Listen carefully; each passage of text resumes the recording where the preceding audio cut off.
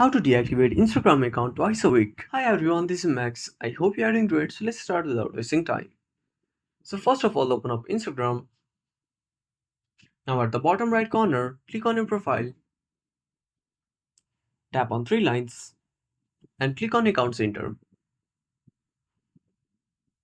Now tap on Personal Details and click on Account Ownership and Control. Now deactivation or deletion.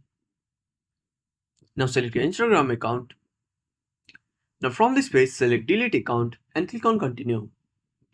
Now choose any category, click on Continue, tap on Continue.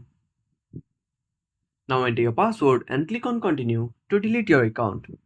Remember to re-log in your account within 30 days or your account will be permanently deleted. So currently this is the only possible way to deactivate. Your account twice a week. So that's it. If you found this video helpful, smash that like button and subscribe our channel for more awesome content. Have a burning question about such a topic? Drop down a comment below. This is Max signing off until next time.